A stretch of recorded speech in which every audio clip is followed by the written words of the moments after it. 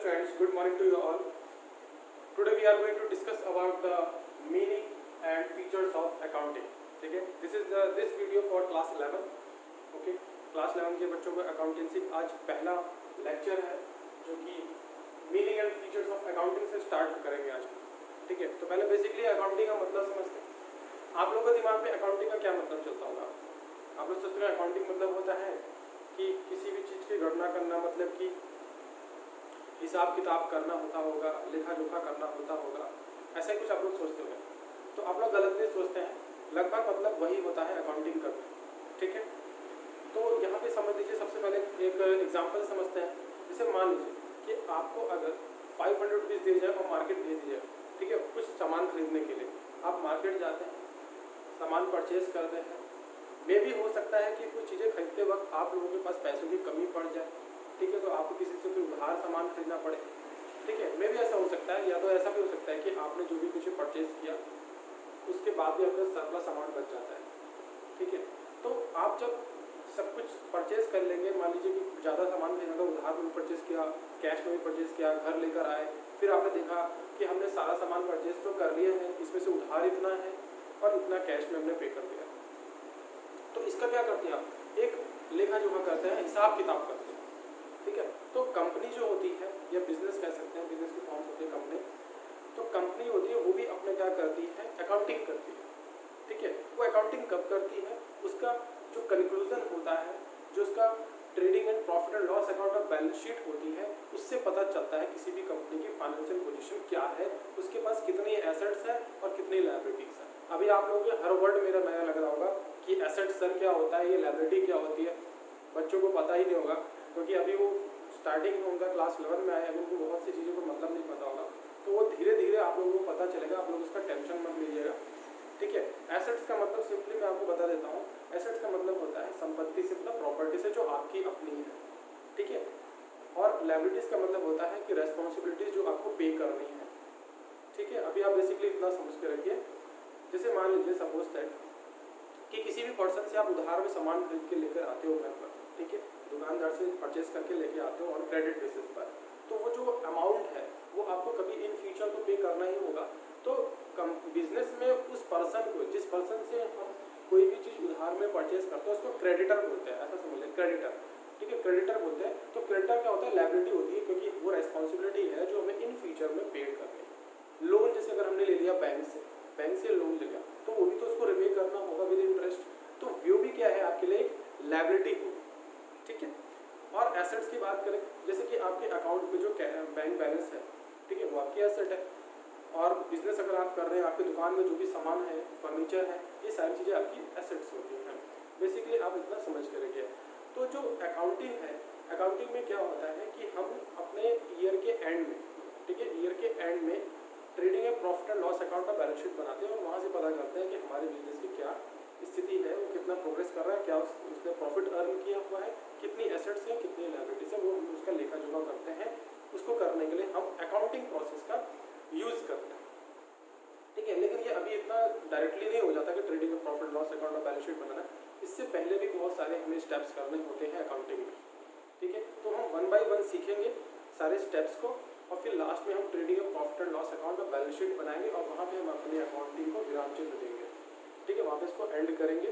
ठीक है, तो आप लोग बने रहिए वीडियो में. और जो भी बच्चे नए आज जुड़ रहे हैं वीडियो से, या जो कोई बाहर से हैं, तो स्कूल से ना होकर मतलब कि बाहर से हैं, तो वो लोग हमारे चैनल को जरूर सब्सक्राइब करिए. ठीक है, ताकि आपको सबसे पहले हमारे वीडियोज़ के नोटिफिकेशन आपको मिलते रहें. ठीक है, और क्लासेस जो है वो रेगुलर बेसिस पे चलने वाली है. स्कूल के बच्चे नोट्स बनाते रहेंगे. ठीक है, नोट्स में कोई कॉम्प्रोमाइज़ नहीं करेंगे. जो भी कुछ पढ़ाया जा रहा है उसके नोट्स वो रेगुलर बनाएं. ठीक है, तो स्टार्ट करें.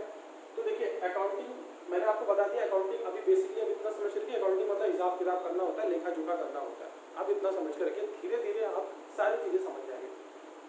Accounting is the art.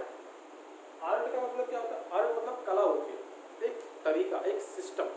ठीक है, accounting is the art of recording, classifying and summarising. ये सारे वर्ड आपके लिए नए होंगे. रिकॉर्डिंग में फिलहाल आप सोचते होंगे कि किसी भी चीज़ को लिख लेना, रिकॉर्ड कर लेना होता है. हाँ, वही रिकॉर्डिंग का मतलब यहाँ पर है, रिकॉर्डिंग.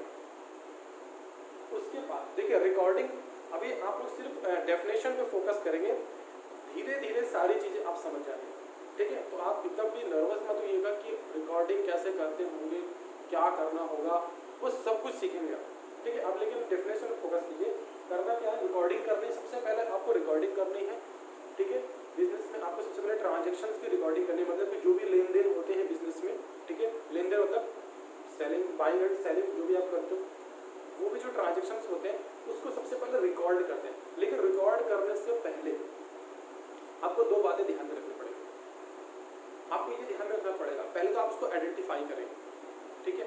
आइडेंटिफाई करेंगे, आइडेंटिफाई में क्या देखेंगे कि क्या वो मॉनेटरी टर्म का ट्रांजेक्शन है, क्या हम उससे उस ट्रांजेक्शन्स को मॉनेटरी टर्म में कन्वर्ट कर सकते हैं, तभी आप इसको रिकॉर्डिंग करें। अब ये मॉनेटरी टर्म क्या होता है, मॉनेटरी टर्म मतलब कि अमाउंट में, रुपयों में, पैसों में, क्या वो पैसे से लेन देन हुआ है, क्या वो ट्रांजेक्शन जो हुआ है क्या वो मनी में हुआ है, ठीक है। तो आप इसकी रिकॉर्डिंग करिए। अगर वो फाइनेंशियल कैरेक्टर का है तो मतलब उसमें पैसों का लेन देन हुआ हो तो आप उसको रिकॉर्ड कर लीजिए। दूसरी चीज़ क्या देखनी होती है, आप उसको मेजर करिए कि वो अगर फाइनेंशियल नेचर का है, वो ट्रांजेक्शन फाइनेंशियल नेचर का है तो कितने फाइनेंशियल मतलब कितने अमाउंट का है, ठीक है। उसका अमाउंट भी आप उसका असरटेन करिए, वहाँ पर वो भी देखिए, ठीक है। तो दो चीज़ें देखनी है, आइडेंटिफाई करना है कि वो फाइनेंशियल कैरेक्टर का है या नहीं, अगर वो फाइनेंशियल कैरेक्टर है तो कितने अमाउंट का है, ये दोनों चीज़ों को आपको ध्यान में रखना है। देन उसके बाद आप करेंगे रिकॉर्डिंग, ठीक है। अब रिकॉर्डिंग कैसे करते हैं हम वो बाद में सिखाएंगे आप लोगों को, ठीक है। स्टेप बाय स्टेप चलेंगे, आप एकदम टेंशन मत लीजिए।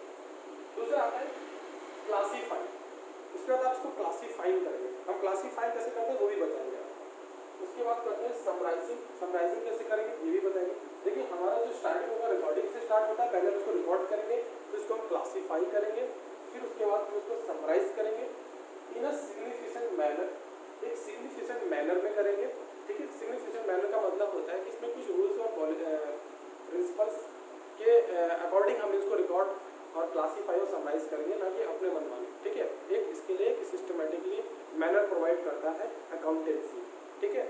अब हम आपको बाद में ये भी बताएंगे कि अकाउंटेंसी क्या होता है और अकाउंटिंग क्या होता है। अभी हम अकाउंटिंग की प्रोसेस आपको बता रहे हैं और बाद में एक वीडियो बनाएंगे इसमें हम बताएंगे कि जैसे बच्चों को बहुत कन्फ्यूजन होता है, उनको लगता है कि अकाउंटेंसी और accounting both are same thing और बोथ आर डिफरेंट, मतलब उनके दिमाग में सब क्वेश्चन मिल जाता है कि क्या दोनों एक ही चीज़ है या दोनों अलग है, वो दोनों ही सेपरेट है, ठीक है। बेसिकली थोड़ा सा आप समझ लीजिए कि अकाउंटेंसी जो होता है, अकाउंटेंसी एक गाइडलाइन प्रोवाइड करती है, मेथड और प्रोसीजर प्रोवाइड करती है अकाउंटिंग को, कि अकाउंटिंग प्रोसेस को कैसे चलाना है, अकाउंटिंग प्रोसेस को कैसे करना है, इसके लिए गाइडलाइंस जो प्रोवाइड करता है, जो मेथड प्रोवाइड करता है, जो प्रोसीजर प्रोवाइड करता है, जो स्टैंडर्ड्स प्रोवाइड करते हैं, वो अकाउंटेंसी प्रोवाइड करता है, ठीक है। जैसे आपकी बुक का नाम अकाउंटिंग नहीं, आपकी बुक का नाम है अकाउंटेंसी, ठीक है। वो एक सब्जेक्ट है, अकाउंटेंसी एक सब्जेक्ट है, अकाउंटिंग कोई सब्जेक्ट नहीं होता, ठीक है। अकाउंटिंग कोई सब्जेक्ट नहीं है, ना ही कोई अकाउंट कोई सब्जेक्ट है, सब्जेक्ट अकाउंटेंसी होता है, आप ध्यान रखिए इस बात, ठीक है। और इसी सब्जेक्ट के अकॉर्डिंग इस गाइडलाइंस प्रोवाइड की जाती है, मेथड्स प्रोवाइड किए जाते हैं, प्रोसीजर प्रोवाइड किए जाते हैं टू द अकाउंटिंग प्रोसेस, क्योंकि अकाउंटिंग प्रोसेस को कैसे चलाया जाए, कैसे किया जाए, ठीक है ना। तो सब लोग अपने मन की अकाउंटिंग करेंगे, पता चला ऑडिटर को समझ में नहीं आएगा कि किसने क्या करा था, इसलिए एक ही रूल सबको फॉलो करना होता है, एक ही पैटर्न, ठीक है। तो in a significant manner in terms of money transactions, लेकिन मैंने आपको पहले बताया था कि मनी ट्रांजेक्शंस होने चाहिए, फाइनेंशियल कैरेक्टर का होना चाहिए, then you will record and events and communicating the result to person. देखिए सबसे पहले जो भी ट्रांजेक्शंस और इवेंट्स होंगे वो मॉनेटरी टर्म के होंगे, देन उसके बाद आप इसको रिकॉर्ड करेंगे, क्लासीफाइंग करेंगे एंड समराइज कर देंगे, ठीक है। देन उसके बाद क्या है, इंटरप्रिटेशन करते हैं, जिसके लिए trading and profit and loss account prepare किया जाता है, बैलेंस शीट प्रिपेयर की जाती है, ताकि आप इससे ये कैलकुलेट कर सकें कि हमारे बिजनेस में कितनी एसेट्स लायबिलिटीज और कितना प्रॉफिटेबिलिटी हमारे यहाँ इंक्रीज हुई है, ठीक है। ये सारी चीज़ें हम वहाँ पर असरटेन करते हैं लास्ट में।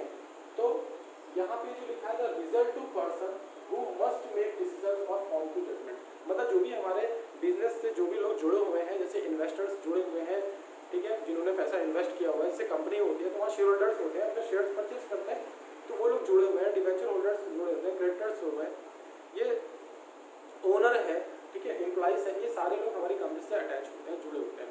तो इन लोगों को हमारे बिजनेस की जो कंपनी है, जो कंपनी है उसका जो फाइनेंशियल पोजीशन है, उसकी जो ग्रोथ हो रही है, उसके बारे में इनको इन्फॉर्मेशन ईजिली प्रोवाइड अकाउंटिंग के थ्रू की जा सकती है।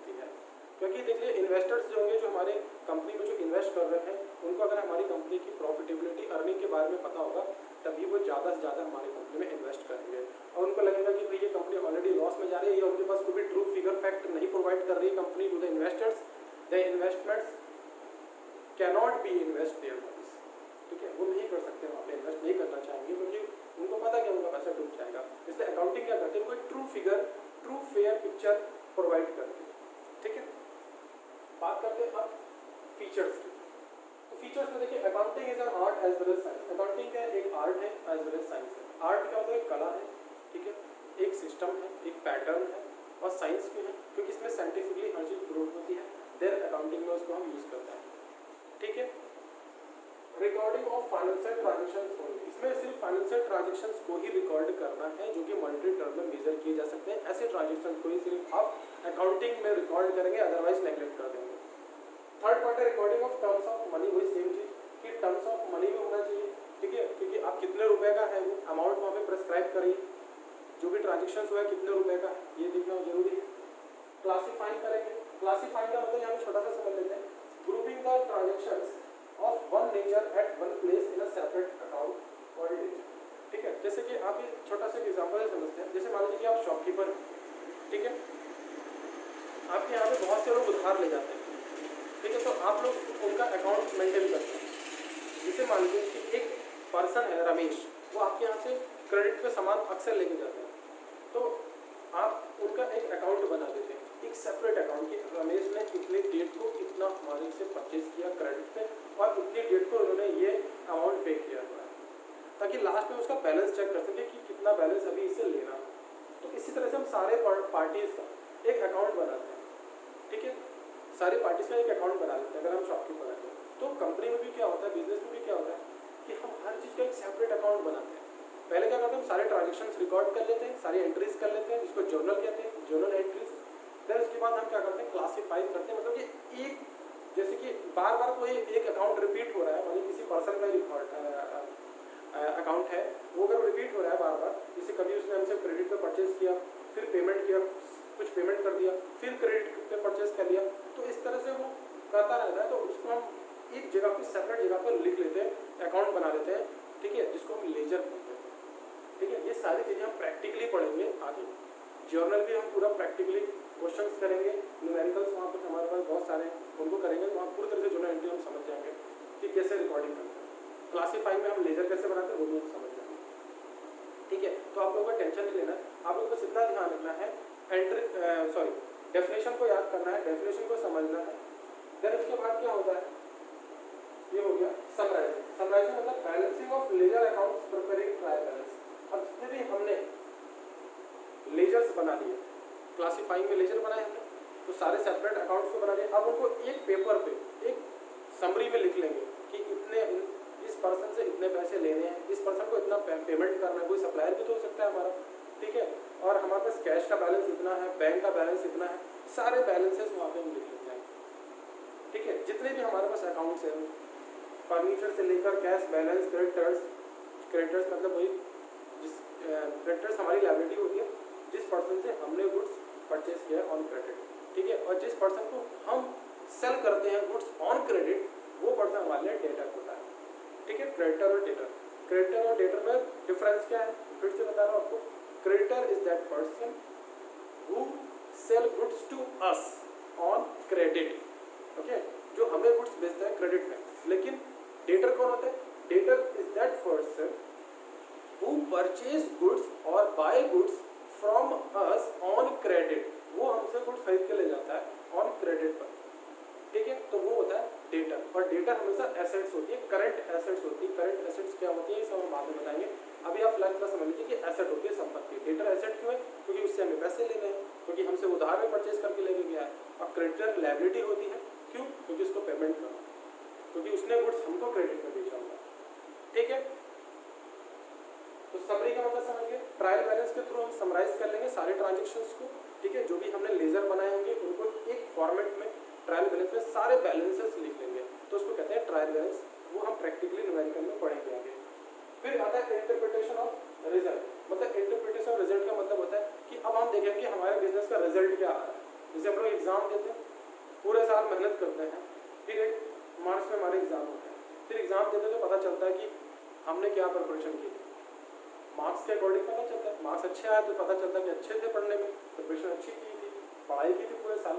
तो वैसे ही बिजनेस में भी होता है। अगर बिजनेस में आपने बहुत मेहनत की है, ठीक है, और बिजनेस में बहुत ज़्यादा प्रॉफिट अर्न किया है, तो वो साल के एंड में पता चलेगा कि कितना प्रॉफिट हमने अर्न किया हुआ है। वो कैसे पता चलेगा? उसके लिए हमें बनाना पड़ेगा trading and profit and loss account and balance sheet, जिससे हमें हमारी फाइनेंशियल पोजीशन के बारे में मालूम चलेगा, हमारे एसेट्स एंड लायबिलिटीज़ के बारे में मालूम चलेगा। ठीक है, ये सारी इंफॉर्मेशन हमें लास्ट में एंड ऑफ द ईयर में पता चलती है। ठीक है, एक चीज़ आपको ये बता देंगे कि हम बार बार एक वर्ड यूज़ कर रहे हैं एंड में, तो हमारे जो बिजनेस में जो कंपनी वगैरह होती है वो फाइनेंशियल ईयर को एक्सेप्ट करती है। ठीक है, फाइनेंशियल ईयर अडॉप्ट कर रखा है उन्होंने। तो फाइनेंशियल ईयर कब स्टार्ट होता है? याद रखिएगा, फाइनेंशियल स्टार्ट होता है 1 अप्रैल। जैसे मान लीजिए कि इस समय जो फाइनेंशियल ईयर हमारा चल रहा है वो कौन सा चल रहा है? 1 अप्रैल 2021 टू 31 मार्च 2022। ठीक है, ये हमारा फाइनेंशियल ईयर इस वक्त चल रहा है। ठीक है, 1 अप्रैल से जो स्टार्ट हो चुके हैं 2021 से, और ये एंड कब होगा? 31 मार्च 2022 को ये एंड जाएगा। ठीक है, तो ये ध्यान रखेंगे। और सेकंड पॉइंट यहाँ पर इंपॉर्टेंट क्या है कि जो हमारे फादर ऑफ अकाउंटेंसी है, फादर ऑफ अकाउंटेंसी जो है वो है लूका पैसियोली। ठीक है, लूका पैसियोली। ठीक है, लूका पैसियोली जो है वो फादर ऑफ अकाउंटेंसी होते हैं, आप याद रखिएगा। अगर बात करें कि father of accountancy in India, ठीक है, इंडिया में भी जो फादर ऑफ अकाउंटेंसी है वो है श्री कल्याण सुब्रमण्य अय्यर। ठीक है, तो आप इनको नोट कर लीजिएगा। और हाँ, नोट्स बराबर इसके प्रिपेयर करते रहेंगे। कोई भी डाउट होगा, कुछ भी कंफ्यूजन होगा, कमेंट बॉक्स में लिखिएगा या व्हाट्सएप कर सकते हैं आप। ठीक है, तो थैंक यू टू एवरीवन।